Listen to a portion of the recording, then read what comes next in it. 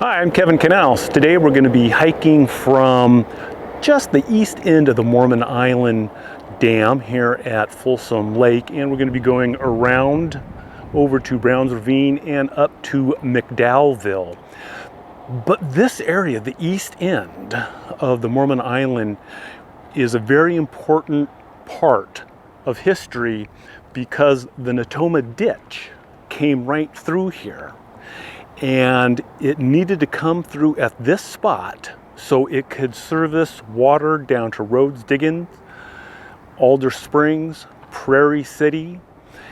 And originally, when they posted the notice for the Natoma Canal, they stated they were going to be building a dam at Salmon Falls.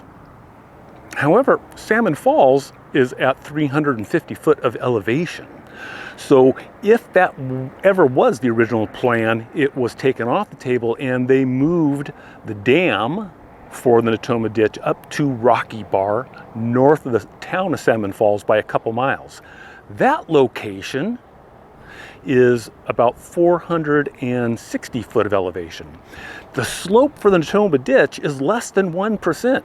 Had they started at Salmon Falls, which was a nice dam site, it would have put the Natoma Ditch about 318 feet at this spot here, and they would not have been able to get across this little saddle between these two little foothills here to get south, and that's where they also needed to be because that's where the water sales were going to be. You wanted to get as many people into the pool that you could sell water to. So the dam was up at Rocky Bar, brought it down, and that gradual flow, the slope of less than 1%, but that kept the water flowing at between 2 to 3 cubic feet per second to scour out the dam. This is a very important part of history because at one point when they were building the Mormon Island wing dam, they took the Natoma Ditch and they had to drill a tunnel through this little hillside here to keep the water flowing as they were building this all together. So let's go down and see what we can see. The short 3-mile hike starts at the east end of the Mormon Island Dam, and we followed the Natoma Ditch all the way around through Red Bank, over to Browns Ravine, looking at the flume that crossed the creek, and then up to McDowell Hill. The first indication of the Natoma Canal that you come to coming down from the Mormon Island Dam is this head gate. You can see the concrete put in the early 1900s, and from the maps it looks like this distribution point served the Richmond Hill district, which was a mining district. There was another branch line to Red Bank, and then a small one over to Browns Ravine on the other side of that hill. This whole area was kind of called Red Bank. Some people call it Mormon Island, which is, people have just kind of tagged it because that is the most famous place. But really it was Red Bank in terms of the school district and the different dairy operations out here. The slope of the Natoma Canal is less than 1%. It makes a great walking trail, but of course they had to dig it through, foothills and whatnot, and go around these low-lying foothills. But it makes it for a really nice walking path when you can find it. It's usually green, and it'll kind of meander around and give you a sense of what this area was like in terms of the topography. Of course, all these trees were cut down. They had to cut down all the trees down to 350 foot level. And then, of course, where the high water mark was below the foothills there, they left the trees. And there is one significant piece of history we'll see that is above the water line. Of course, there was a road that ran through here, and it did cross the Natoma Canal. It looks like these concrete slabs were meant to support the bridge going over the canal, and of course it went out towards Mormon Island and the Natoma Road. Yeah, so mine tailings. It looks awfully close to what you'll see down in Folsom. And unfortunately, yeah, I was so naive. I always thought that when I got out here, I'd be seeing this pristine, river area, but that's just not the case, because what you have most of the time is just mine tailings, and it can be kind of a nasty looking landscape. Out there is a South Fork. On the other side would have been Negro Hill. Some of the ruins and remnants out here are a mixture of old and new. You can see the slate rock here, which was local, would be used, but as mortar became more available in river rock, you can see that the foundation was put in with concrete. So I will try and find out who owned this building. I think this was on the Met's property, but as we do today, we remodel, and sometimes we keep some of the old construction materials. Some homes, a lot of buildings that were abandoned. Again, here you can see the mixture of old construction and then newer concrete as things were added on. And you can't take ruins from the area, so you have to leave the top of the toilet there. That is all broken up. And of course, we got bricks. And then this area over here, if this is originally the Met's property, turned into the Red Bank Winery, would have been one of the wine cellars. And what I really find interesting is the stonework. And this was before they had, they were using mortar, so they found local stones that they could put together.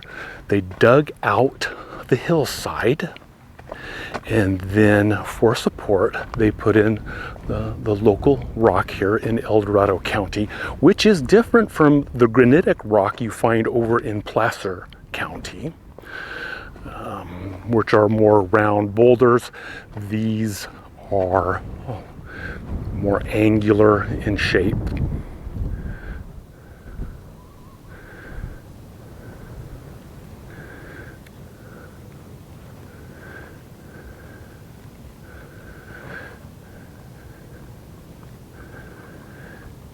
And then actually the South Fork was quite a ways away, but this was below the Natoma Canal.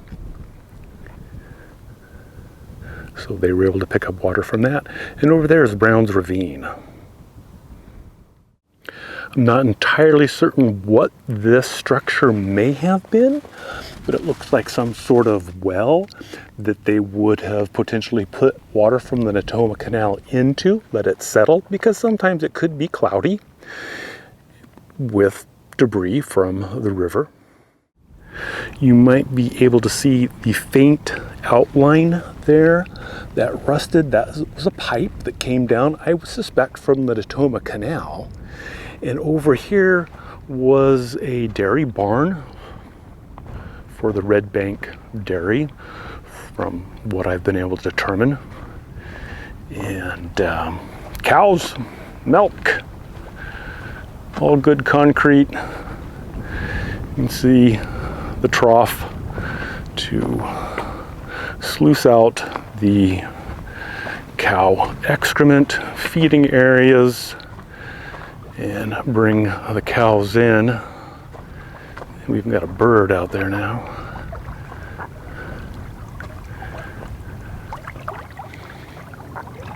This became the Red Bank Winery.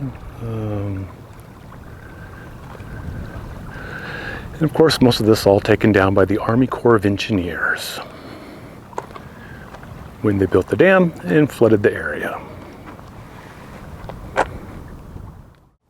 We're not entirely certain what these three foundations, if they were support for utility, part of the house.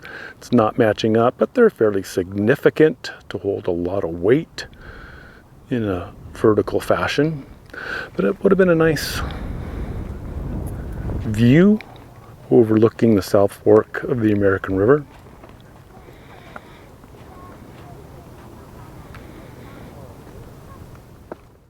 This aerial rendering of the Red Bank Dairy and Winery was drawn by Jim Davies, who used to live there before it was taken down.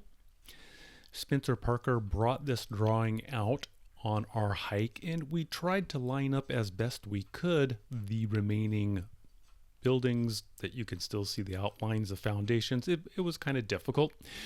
I do believe the ditch that is listed in this was the branch ditch from the main Natoma Canal. It was not the main Natoma Canal ditch because the Natoma Canal was about 8 foot across. So many of the things do line up here, especially that hand-built cellar that might have been for wine, cows, who knows.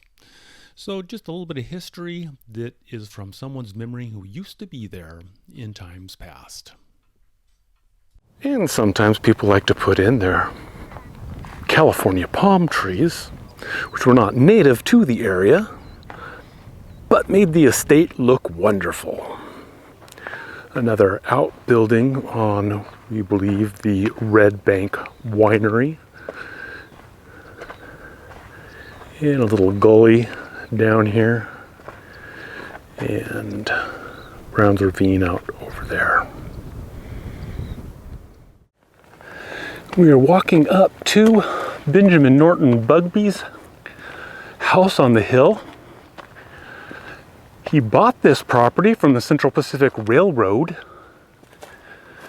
and built a nice big home on it with, as one would expect, a nice big wine cellar. Local rock that has been mortared in. We've got stairs going down into that cellar where he kept his wine and brandy right off the trail. This home site is always above the waterline of Folsom Lake. And trees were probably not this big, but you could sit out on the porch and look at his expansive vineyards in the South Fork of the American River.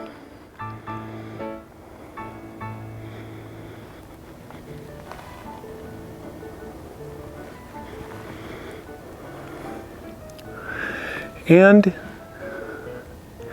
if you just take a minute, you can hear the Bugbey Champagne Waltz being played down below at one of his soirees at his winery.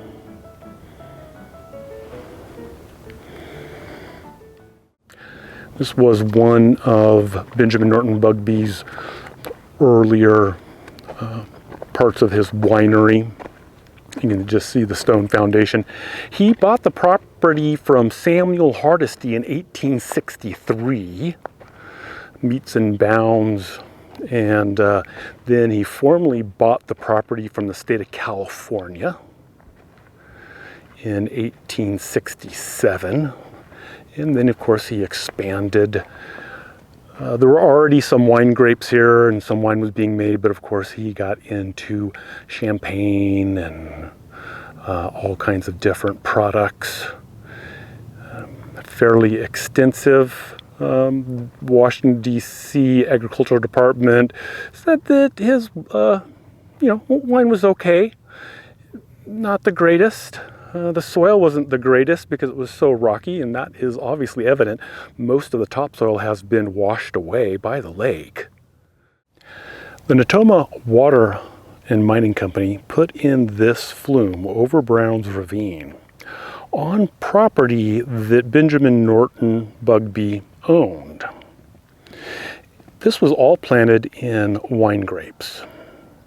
And they took several acres to build this. It was a wooden flume because the Natoma Canal went up Browns Ravine. You can see how long this is, and had to come back down around. So the flume greatly shortened the distance. Well, Bugbey complained and said, hey, you just took part of my property. And he took them to court, and then there was a set of commissioners put in by the judge, and they determined the Natoma Water and Mining Company owed Bugbey $19,000. But they wouldn't pay.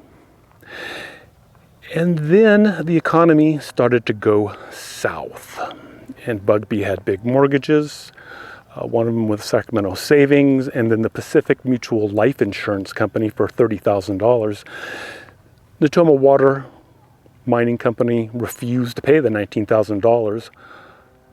The economy just went in the tank.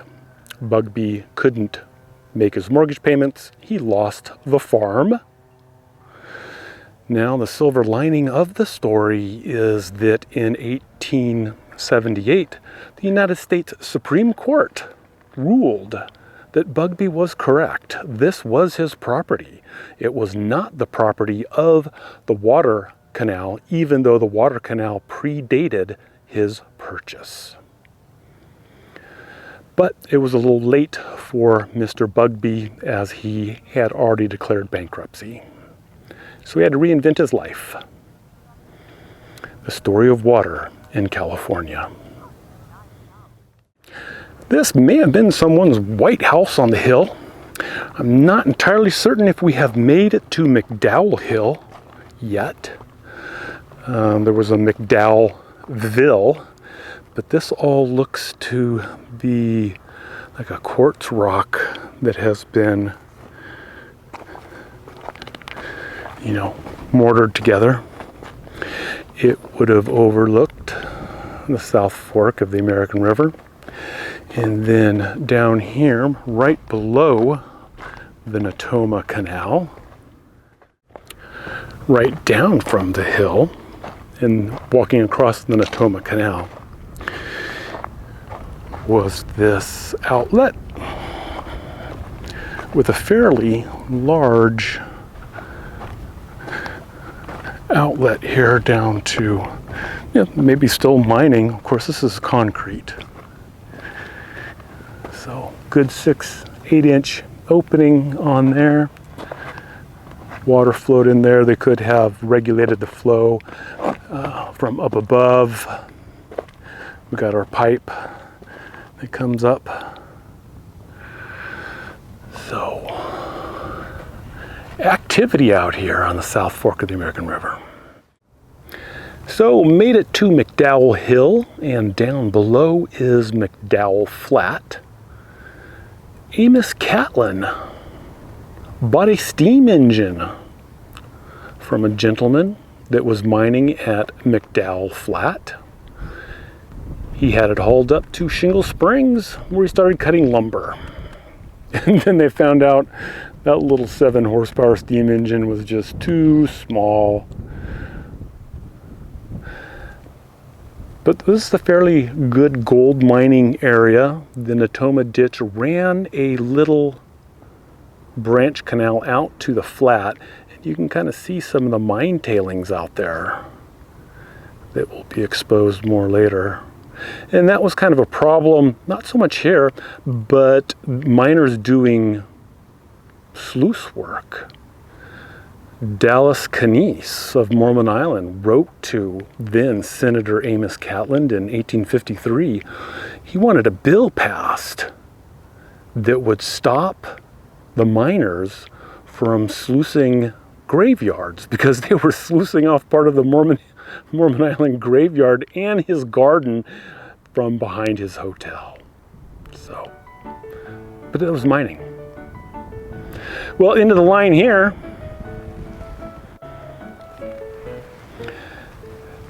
thanks for hiking out with me. I'm Kevin Knaus on Folsom Lake Hikes.